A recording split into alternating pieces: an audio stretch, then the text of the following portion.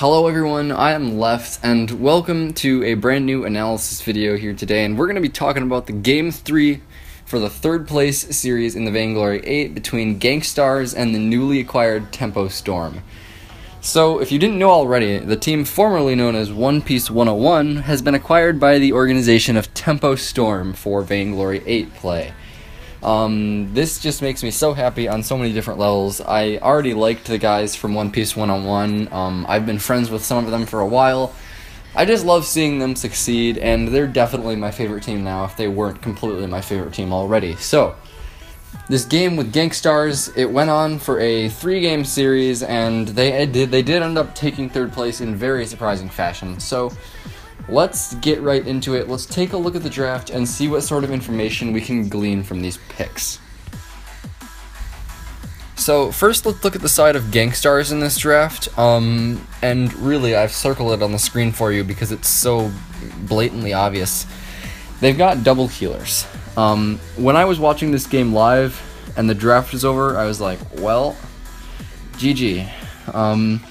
Because they are going to have Wrecked on the Lyra, by far his best captain, Iraqi Zoro on Adagio, one of his top 3 carries, and then Xenotech on Blackfeather, who he has been very good on recently without the help of any, inherent healers.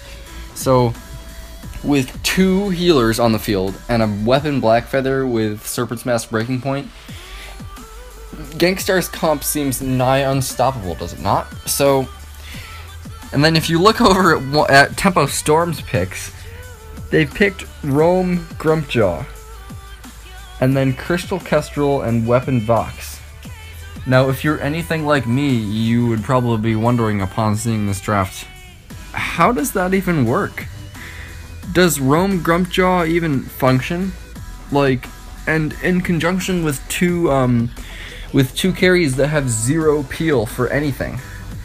You've got Crystal Kestrel, whose only semblance of a stun is being able to hit an active camo trap. So there you've got a win condition right there for Tempo Storm, hitting at the active camo traps. And then you've got your Weapon Power Vox, who depends on surviving for a long time, kiting and building up breaking point stacks. Now, all of that with the Weapon Power Vox doesn't really seem to synergize super well with the Rome Grumpjaw. The Rome Grumpjaw, his only purpose as a roamer would be to eat a key target at a key time, say eating Wrecked so that he couldn't use his fountain, or say Wrecked is out of range of Xenotech and Xenotech is dying, eating Iraqi so that he can't heal Xenotech.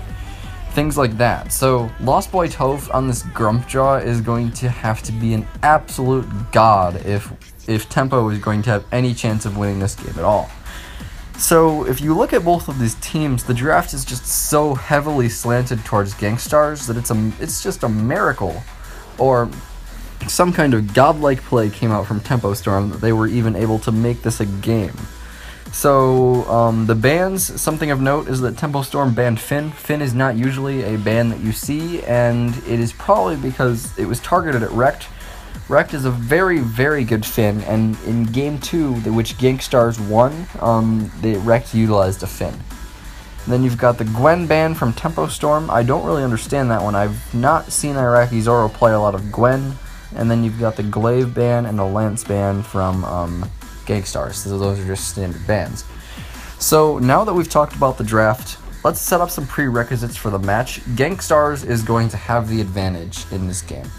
There's no question about it. If you don't understand why Gankstars is going to have the advantage in this game, just think about this. So, you've got 2 healers, one of which does a lot of damage while healing. And both of these healers are boosting a hyper weapon carry into the lineup of Tempo Storm. The only way for Tempo Storm to not get absolutely obliterated is to land an active camo stun onto the Blackfeather. So Tempo Storm, right off the bat, has been hit with a few very large win conditions, and that would be Hyde consistently hitting active camo stuns, and Lost Boy Toph consistently getting clutch ultimates with Grumpjaw. So with that in mind, let's start looking at some of the clips that I have chosen from this game and see what kind of stuff we can learn from them. So in this first clip here, a fight has broken out in the jungle, and Rekt has gotten a great engage onto the 2 carries of Tempo Storm and hit an Atlas Pauldron on them.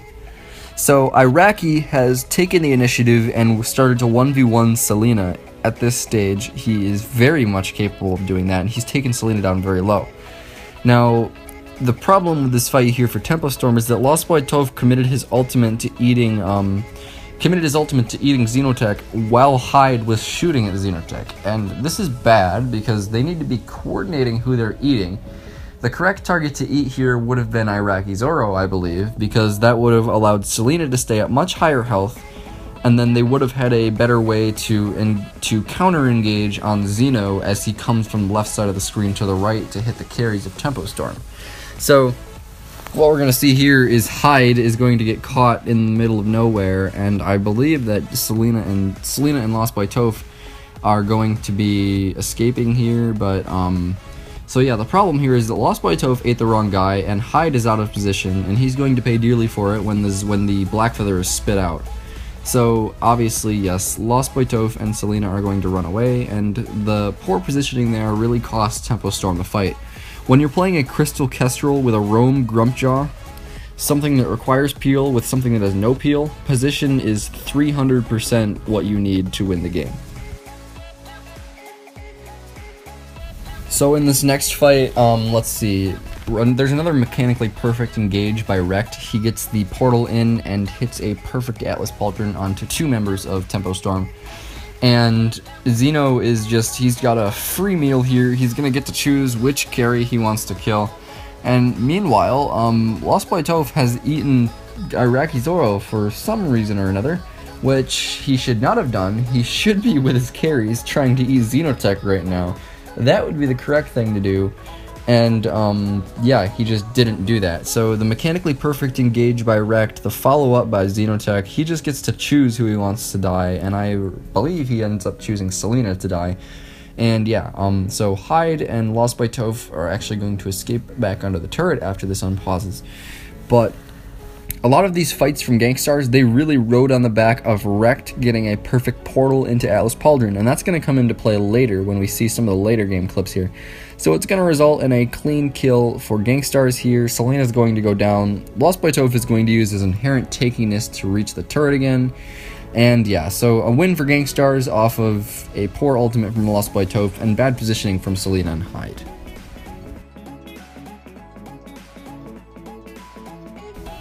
This next fight looks a lot like it's actually going to go in favor of Tempo Storm, but something is going to happen here that you guys need to know about. So, Xenotech is going to engage through the mustache bush here, and he is going to get aggressed upon and eaten by Lost Boy Toph. But watch Iraqi Zoro. Iraqi Zoro is taking the initiative right here. This composition that Gangstars is playing, contrary to popular belief than what the draft might have you believe, this composition is not a single threat. Iraqi Zoro has a ton of damage right now. For this stage in the game, he's already got 2 tier 3 items. And look at Hyde. Hyde has no defense. I mean, that's what you do with Crystal Kestrel, but still, no defense against a 2 tier 3 item Adagio. Hyde might as well be dead already. Now, of course, Selena is safe for now due to Xeno being eaten, but the way Iraqi Zoro is taking the initiative here means that Selena is only safe for now. Hyde is dead.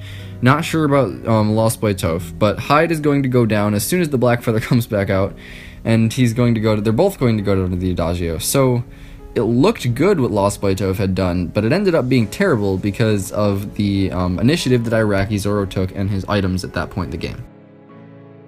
What I would arguably say is the turning point in this game is about to happen right here. Gangstars is going on to the Crystal Sentry, and there's going to be a fight starting. The team gets silenced. Iraqi Zoro is going to be eaten by the Grumpjaw, and Hyde is going to land a massive active camo stun onto Xenotech.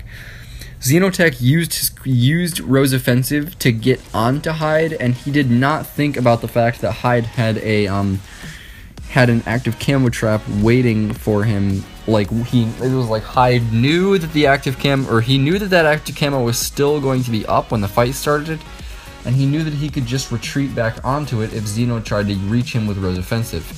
So, if you were Xeno right there, you would have thought, well, there's probably an active camo right about where Rekt is. But that's not how you gotta play CP Kestrel. That's how you can play Weapon Kestrel, maybe. but Crystal Kestrel has to be that much more careful, and she's got to place active camo in the most unlikely of spots. She has to compensate for the fact that she's going to be running away because of how fragile she is, and that's how you play Crystal Power Kestrel. So, you might be asking, why do I know so much about CP Kestrel? If you're like a new subscriber, just scroll down a little bit in my channel feed, and you're going to find a lot of Crystal Kestrel montages that I used to do. Watch those a little bit, and you'll see why I know so much about Crystal Kestrel. So that is the turning point of the game. Wrecked Sigil was on cooldown. He can't out-damage Hyde's Glimmer Shots there, and they're going to end up getting all 3 kills here. There's going to be an ace. It's pretty drawn out, and I believe Selina's eventually going to go down to Iraqi, but they will actually get these kills. Iraqi lands the verse. Actually, wait, this is the one that's a clean ace. So they are going to get the ace here, and right basically is the Kraken spawn. So that Crystal Kestrel play, that smart play from Hyde, is what basically turned this whole game.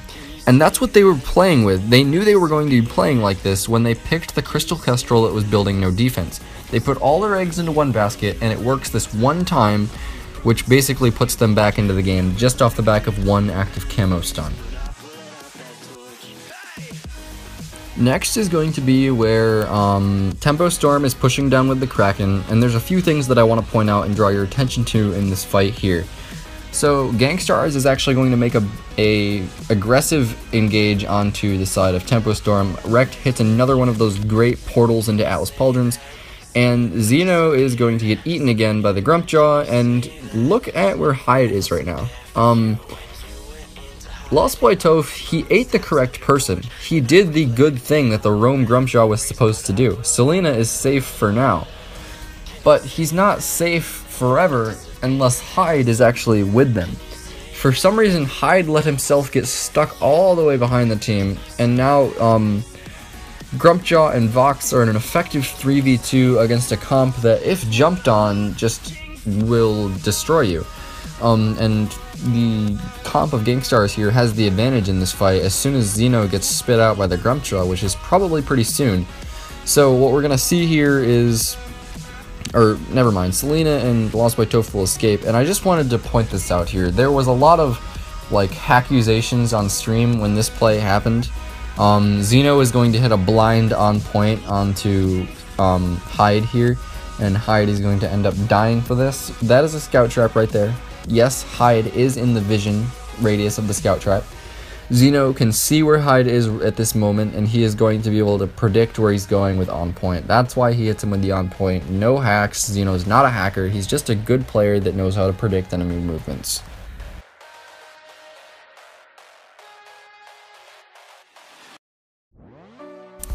So in this next fight here, Wrecked is going to be setting up for another portal into Atlas Pauldron combo, and this time it's just not going to work. He only hits the Roam Grumpjaw with the Atlas Pauldron, and like it says on the top of the screen, if Hyde is anything smart at all, he is going to be putting active camo traps everywhere. So, this is like a situation that you really don't want to be in for Gangstars. If you know that the enemy has a CP Kestrel and it's late enough in the game that she has enough bonus energy to be spamming active camo everywhere, you probably don't really want to be jumping into the enemy jungle unprepared, especially leading with your Lyra. So, kind of a risky move by Wrecked, and as this unfreezes here, we're actually going to see whether it pays off or not.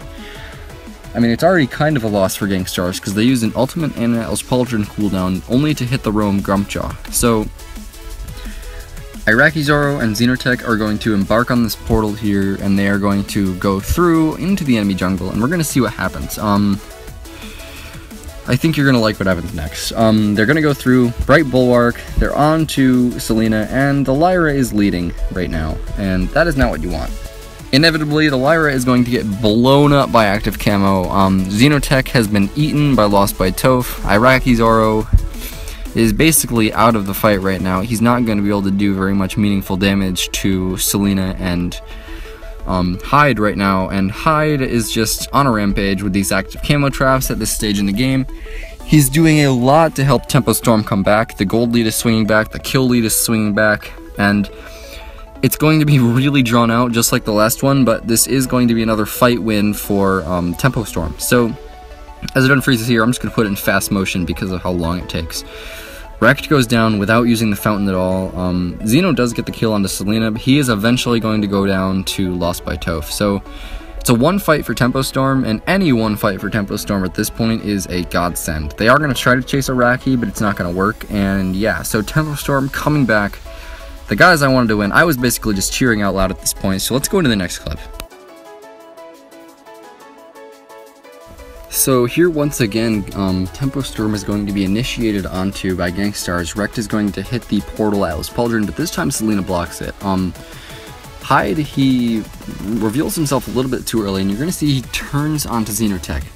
Now you might be wondering, why would you ever turn straight into a weapon Blackfeather as Crystal Kestrel? And, well, I've circled it right here, this is the mark of prowess as Crystal Power Kestrel.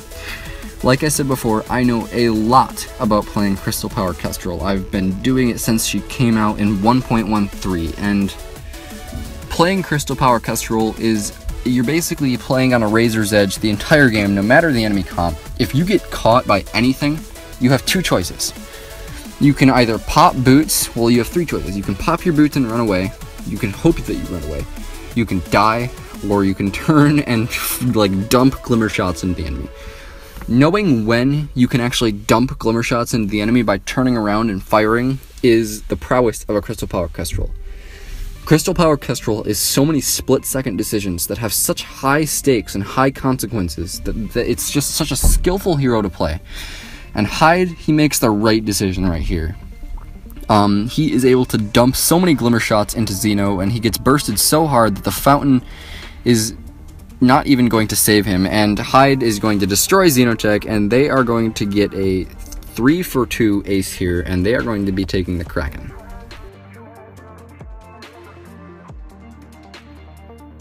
Next, another point about CP Kestrel. Selena blocks the Atlas Pauldron again, and look at where Hyde is. He is so far away from the rest of the fight, but he can do that. In fact, he should be doing that. The only problem with Hyde right now is that he doesn't have an active camo at his feet. He needs to have an active camo at his feet in case Xeno tries to get a cheeky engage onto him with a Rose Offensive. So Hyde is in his happy place right now. The happy place for any CP Kestrel is her maximum range, and she is being able to lay down splash damage in the enemy team without the fear of a melee carry jumping on her. So what's going to happen here is she's going to run out of arrows and not be able to reload before Xeno can get on her, and she's also not going to be able to lay it on a camo trap before Xeno gets to her. So the inherent space between her and the fight was good, but her lack of placing down an active camo trap, not so good.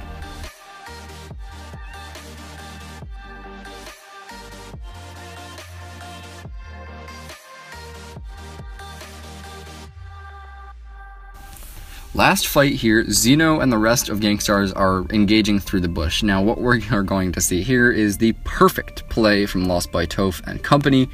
He is going to eat Xenotech with Selena and Hyde both completely safe from Iraqi Zora and Rekt. So the only thing that Iraqi Zora and Rekt can do right now is hit Lost by Toph. And Adagio and Lyra, they're not tank busting heroes. They're not going to be able to break Lost by Toph's armor. Now, what Lost by Toph is going to do is he's going to carry Xenotech towards Vox and Kestrel. And you see, they're going to force Adagio and Lyra into that choke point, and they're going to set up to spit out Xenotech where the green and the purple writing is. So, we have a silence and a stun available on the side of Tempo Storm. If I was a betting man, I would guess they're going to spit him out onto active camo and then straight into a wait for a silence. Now, of course, I've already seen the game, and this is the combo I was wanting Tempo Storm to do from the beginning, and they're finally going to pull it off in the final fight of the game. So let's see right here, as it unpauses, it's absolutely beautiful what Tempo Storm did here. I just draw the lines on the screen. I'm just here to appreciate the beauty of this play. Nom nom, they're going to spit him out straight into the active camo stun and the wait for it. There's nothing he can do now, he's got to run away. And this leaves Selena free to stack up his breaking point and Hyde to lay down damage from the back, and this is going to be a Tempo Storm win here. They're going to march all the way down, take the base of Gangstars, and take 3rd place in their Vainglory 8 debut. I just couldn't be more happy for these guys. I've been a fan of them since they were in Challengers, and I can't wait to see more from them. So let's move into a review period here and see what we've learned. So even though the composition of Tempo Storm was incredibly weird, we had Rome Grumpshaw appearing and the Crystal Power Kestrel. Hyde played a godlike Crystal Power Kestrel, worthy of myself even. I'm kidding. He's so much better than me. I consider myself good at Crystal Power Kestrel. If you haven't already, scroll down, find the montages I've made. I find them to be pretty good. But the Crystal Power Kestrel, it didn't do so well in the early game, but it just came into fruition in the late game. He finally began to hit those active camo stuns. They did the perfect chain at the end with the crowd control, and the Crystal Power Kestrel, it was a great pick, to be honest. It's what you do to shut down a Blackfeather, especially if they're not a god tier Blackfeather. An amazing Blackfeather will probably just rose offensive over your camo traps, but Hyde was able to set them up in a way that Xenotech could not avoid in the late game. And then the Rome Grumpjaw, it brought so much good stuff to the team in that they were able to cut out a integral part of the team depending on what was happening in the team fights. They could cut out Adagio's healing if Lyra was out of range. They could cut out Lyra's healing if Adagio was out of range. They could cut out Blackfeather entirely to save a fight and keep Selena on the run and safe. Just overall, an incredible showing by Tempo Storm this past weekend. I can't wait to see more from them. Oh, I love this team so much. These guys, I've played with them for a long time in like solo queue and such, back when we were just tier 6s in 2015. So yeah, I can't wait to see them next week. Hopefully they have a chance of qualifying for the Unified Live Championships. That's going to be it for today's video, guys. I hope you enjoyed, learned something useful, and I'll see you all later.